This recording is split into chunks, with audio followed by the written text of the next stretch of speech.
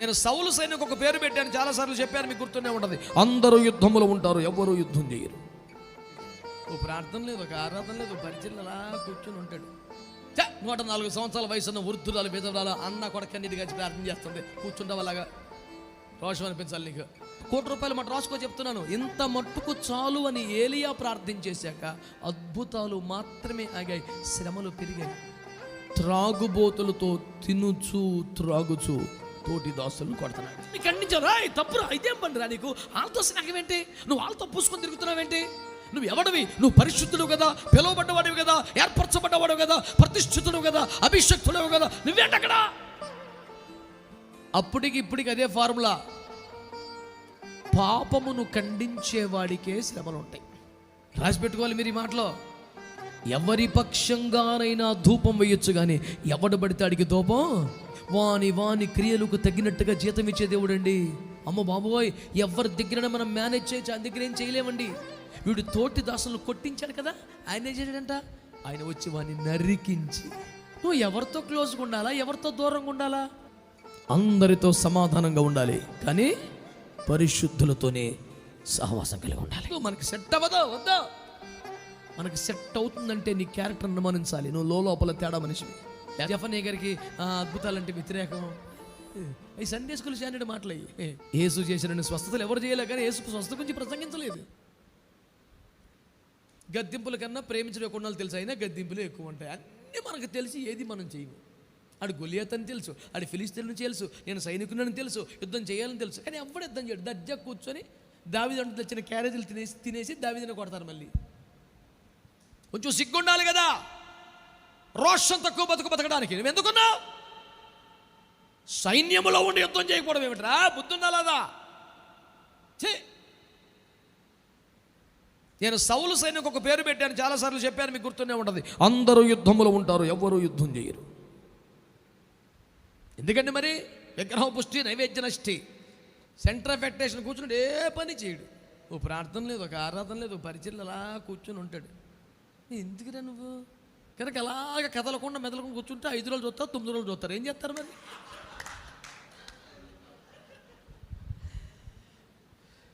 ప్రతివాడు పని కలిగి ఉండవాలన్నా. ఆమేన్. 104 సంవత్సరాల వయసున్న వృద్ధురాలు విధవరాలు అన్న కొడకన్నిటి కలిసి ప్రార్థన చేస్తుంది. కూర్చుంటావు అలాగా, రోషం అనిపించాలి నీకు, ఓవరకు కూర్చోవడానికి. ఎందుకు సార్ మనం ఉన్నది?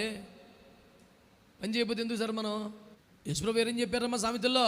అమలో మొదట పొలములో నీ పని చక్క పెడతా, తర్వాత ఇల్లు దగ్గర చూసుకోవచ్చు అన్నాడు. మొక్క ఎక్కుతలేదు మనకి, ఇంట్లోనే సరిపోతుంది మనకి, తెగులుతలేదు. మొదట పొలం, మొదట సంఘం, మొదటి సేవ, ఆ తర్వాత కొంపలేమన్నా మిగిలితే టైం ఉంటే చూసుకో, లేదంటే తగలబడి ఇప్పుడేమో చచ్చిపోదు కొంపలది. Family is also important. Then what is the most important? ఆ పాటు 4 మొక్కలు మాకోవచ్చు. ఒకటి చెప్తాను నాకు, చాలా family is also very important అన్న అంటే, yes I know it is also important, but what is most important?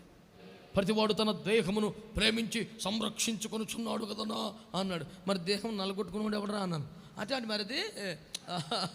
మరి అది ఎందుకురా?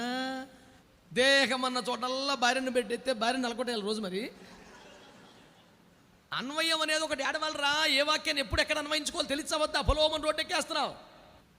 అందుకనే there must be application and message అని టీచింగ్స్లో చెప్తున్నాను నేను. సందేశంలో అన్వయం ఉండాలి. There must be application in message. పార్వతీపురంలో చెప్తున్నాను, there must be application in message. What is application?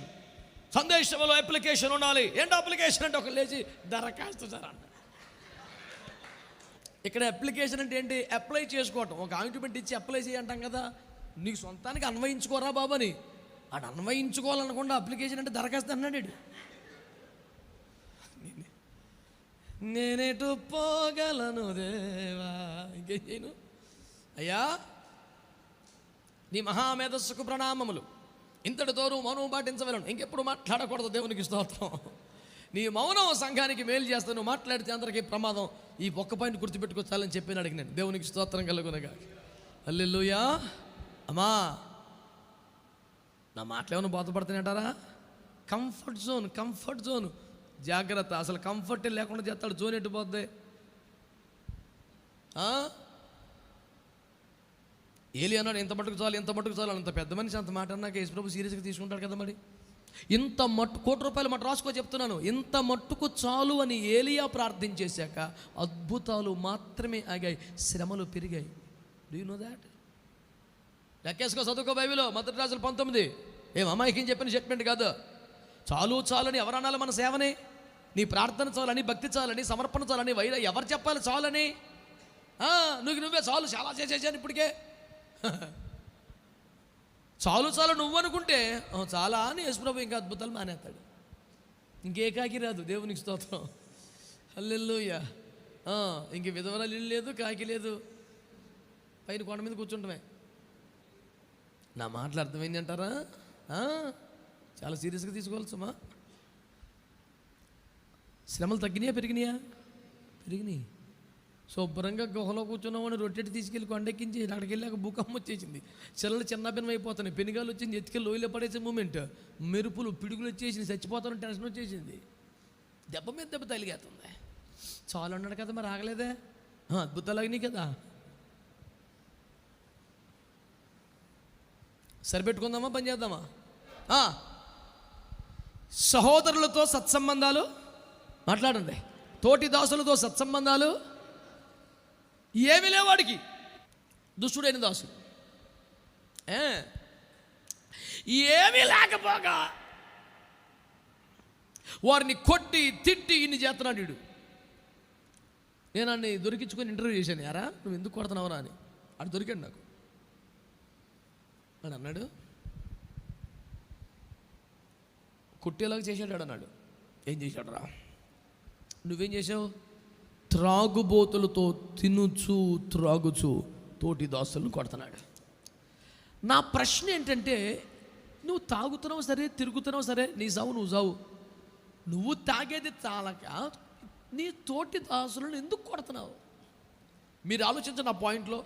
ఆడు త్రాగుబోతులతో తినుచు త్రాగుచు ఉన్నాడు, అంతవరకు ఓకే. తోటి దాసులను ఎందుకు కొడుతున్నాడు? మీరు ఊహించండి పాయింట్. నేను కనుగొన్నాను ఏంటి తెలిసిన, ఆ తోటి దాసులు నాకులాంటి వాళ్ళు కుదురుకుంటారు, తాగుతుంటే తప్పని ఖండించారంట. మీకు అర్థమైంది పాయింట్ ఇప్పుడు? తిరుగుతుంటే ఖండించారంట. వీడు తోటి దాసులను కొట్టవలసిన అవసరం ఎందుకు వచ్చిందంటే, తోటి దాసులు వీడి పాపాన్ని ఖండించారు. తప్పురా, ఇదేం పండురా నీకు, వాళ్ళతో స్నేహమేంటి, నువ్వు వాళ్ళతో పూసుకొని తిరుగుతున్నావేంటి, నువ్వు ఎవడివి, నువ్వు పరిశుద్ధుడు కదా, పిలువబడ్డవాడివి కదా, ఏర్పరచబడ్డవాడు కదా, ప్రతిష్ఠితుడు కదా, అభిషక్తుడు కదా, నువ్వేంటి అక్కడ?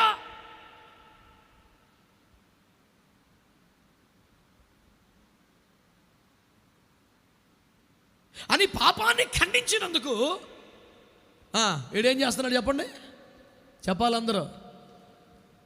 అప్పటికి ఇప్పటికి అదే ఫార్ములా. పాపమును ఖండించేవాడికే శ్రమలు ఉంటాయి. ఖండించకపోతే నీకు అన్ని ఫుల్ సపోర్ట్ దొరుకుతుంది. ఎవరైనా క్రమపరచాలి, నన్ను ఇది క్రమం కాదురా, ఇది సేవా విధానం, ఇది సేవ పద్ధతి, ఇది ఉపదేశ క్రమం, ఇది మనం నడిపింపు, మనం ఇలా చేయకూడదు, మనం ఇలా చేయాలి అని ఎవరినైనా సరిచేసే ప్రయత్నం చేసావా, ఆ రోజు శత్రువు అయిపోతాడు నీకు. నిన్నటి దాకా ఒంగొంగి దండాలు పెట్టినాడు, ప్రైజ్లు అడిగి చెప్పినాడు, వందనాలు అన్నాడు, నీ చెప్పులు తీసి పక్కన పెట్టినాడు, బూట్లు పాలిష్ చేసినాడు, వద్దంటుంటే ఇప్పుడే భోజనం చేశానని చెప్పినా మళ్ళీ ఏదో చేతిలో పెట్టినాడు. ఇప్పుడు ముఖం చాటేస్తున్నాడే అంటే అర్థమేంటి తెలుసా? నువ్వు వాడిని ఏదో సరి చేసే ప్రయత్నం చేసావు. అలా కాదు నాన్న అని ఏదో చేసావు నువ్వు. ఇప్పుడు చెప్పండి, ఎక్కడ ఇబ్బంది లేకుండా హాయిగా సేవ చేసుకునే ఉద్దేశం నీకుందా? అయితే ఎవరిని ఖండించుకో, అందరినీ పొగుడుకుంటా బతుకు. ఆ సిగ్నల్ కాడ పోకెత్తలో చూడు ఒకడు. ఇప్పుడు చూసావా, సిగ్నల్ దగ్గర బండి రాగానే పొగేసి వస్తుంటాడు ₹5 కోసం. నువ్వు వాళ్ళకి వచ్చేవాడికల్లా పోగేసుకుంటూ కూర్చో. ఆ సిగ్నల్ కాడోడికి నీకు తేడా ఉండదు. ఇంకా నువ్వు ధూపం వేస్తే యెహోవాకే వేయాలి. ఎవరి పక్షంగానైనా ధూపం వేయొచ్చు, కానీ ఎవరికీ ధూపం వేయకూడదు సార్. ఆయనకే వేయాలి. రాసి పెట్టుకోవాలి మీరు ఈ మాటలో. ఎవరి పక్షంగానైనా ధూపం వేయొచ్చు, కానీ ఎవడు పడితే అడిగి ధూపం, మనం ధూపం వేస్తే ఎవరికి వేయాలా? దేవునికి మహిమ కలుగునగా. కూర్చోండల్లా పోడుకుంటూ కూర్చుంటావు నువ్వు. వారు ఇలాగండి అలాగండి అదండి ఇదండి అని గాల్లో తేల్చేసి నడివేరు కొట్టేస్తావు కింద పడేసి.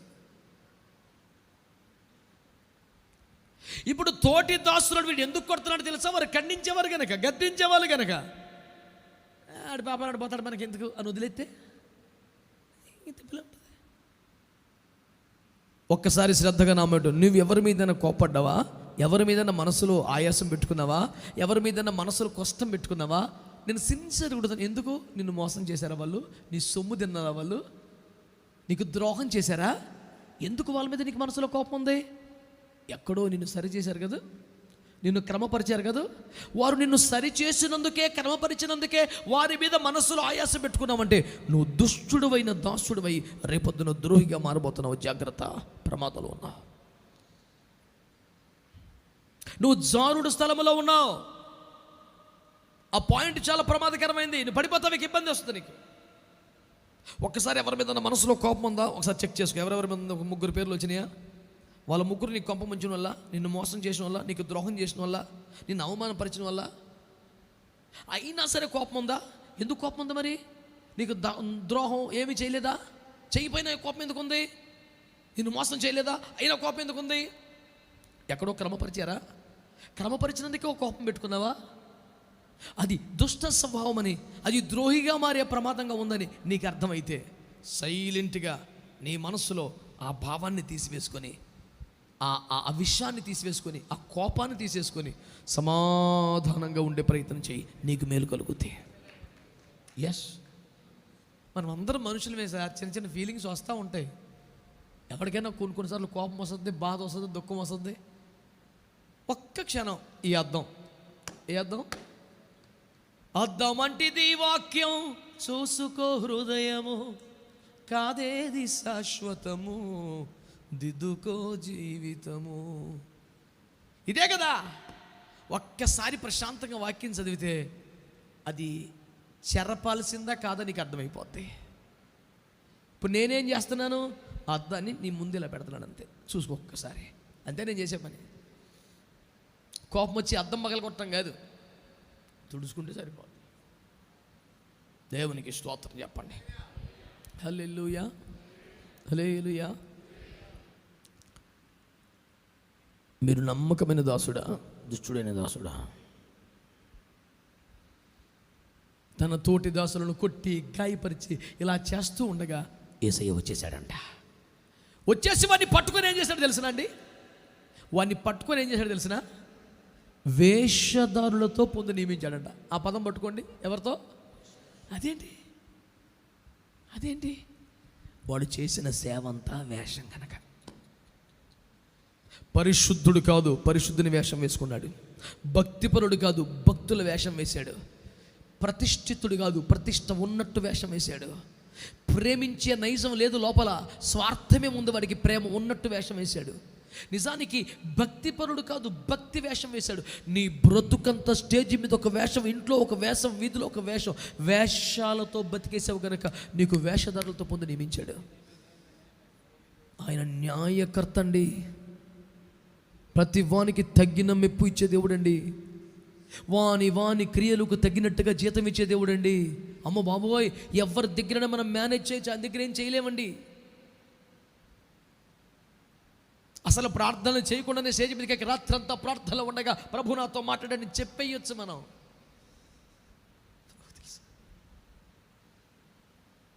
ప్రభుకు తెలుసు.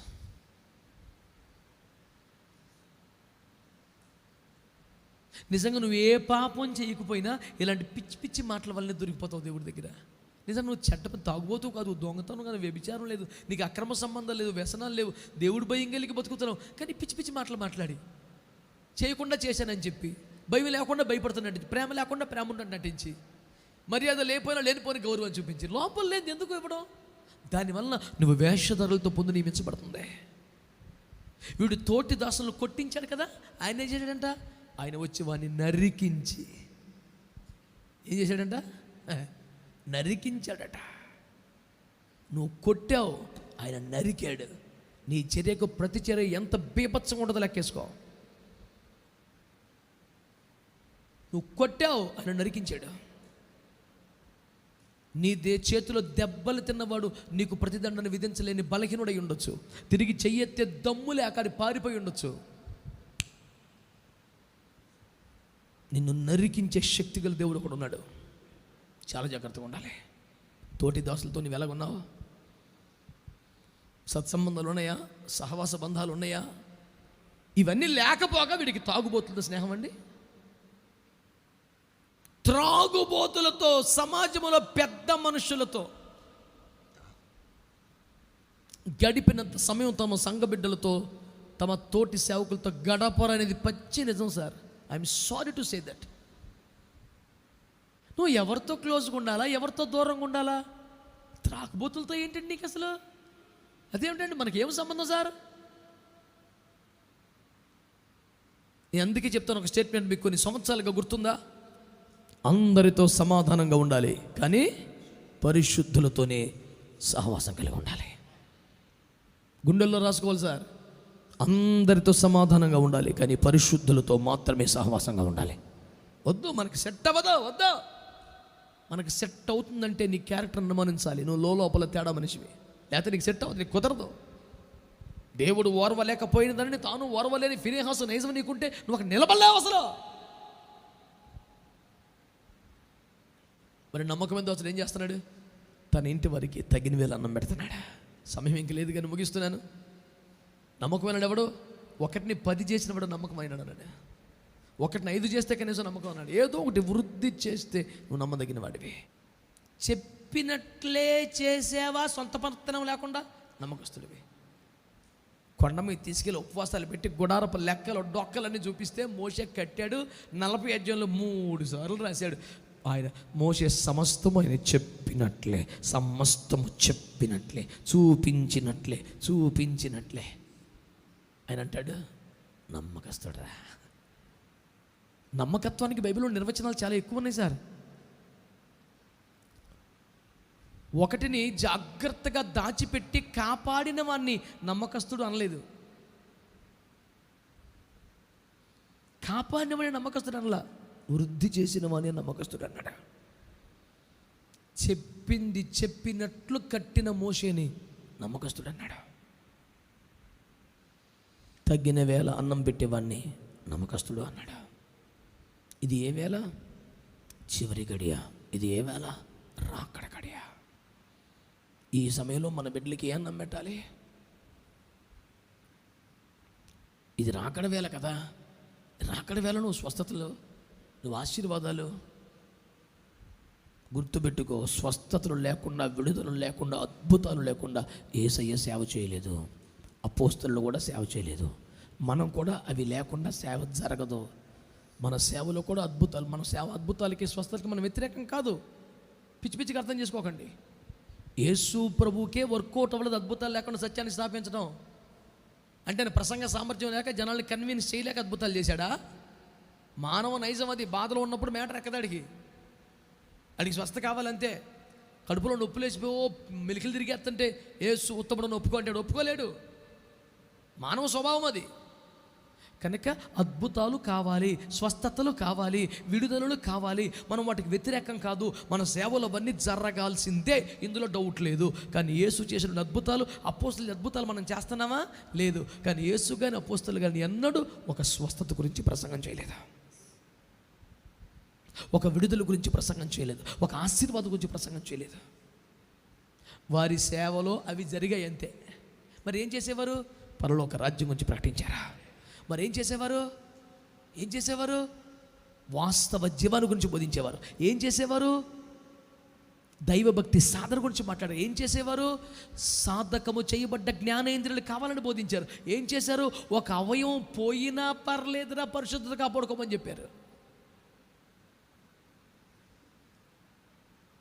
నేను ఒక స్టాప్ సీక్రెట్ చెప్పనా మీకు? చెప్పనా వద్దా? వాళ్ళు చెప్పిందే మనము చెప్తే వాళ్ళకి జరిగిన అద్భుతాలు మనకి జరుగుతాయి. వాళ్ళు చెప్పింది చెప్పకుండా ఈ అద్భుతాల కోసం కొత్త చెప్తుంటేనే దరిద్రం అవుతుంది. ప్రతి వారికి దేవుడు గ్రహింపు కలుగు చేయనుగాక. నేను ఇలా మాట్లాడుతాను చాలాసార్లు. జఫన్య గారికి అద్భుతాలంటే వ్యతిరేకం. అవి సండే స్కూల్ స్టాండర్డ్ మాటలు, అవి పిల్లకాయ మాటలు. అద్భుతాలు యేసు ప్రభుకే అవసరమైతే, ఆ పౌలుకే అవసరమైతే, అవి లేకుండా నేను అలా సేవ చేయగలను? అద్భుతాల గురించి మాట్లాడకూడదు, నిత్యత్వము గురించి మాట్లాడాలి, పరిశుద్ధి గురించి మాట్లాడాలి, పారమార్థిక విలువ గురించి మాట్లాడాలి. అద్భుతాలు జరగాలంతే. హల్లెలూయా. యేసు చేసిన స్వస్థతలు ఎవరు చేయలే, కానీ యేసు స్వస్థత గురించి ప్రసంగించలేదు. అర్థం అవ్వాలండి మనకి, ఇంకెప్పటికి అర్థమవుతుంది. అంచేత నా మాటలు ముగిస్తున్నాను. సుదీర్ఘంగా మాట్లాడిన విన్నందుకు మీ అందరికీ కృతజ్ఞతలు తెలియజేస్తున్నాను. ఐఎఫ్జేలో ప్రసంగానికి ప్రాధాన్యత లేదని చెప్పి ఇంతసేపు చెప్పాల్సి వచ్చింది, మన్నించమని కోరుతున్నాను. అయితే ఒక్క మాట, నీకు ఇప్పుడు క్లియర్గా అర్థమవుతుందా?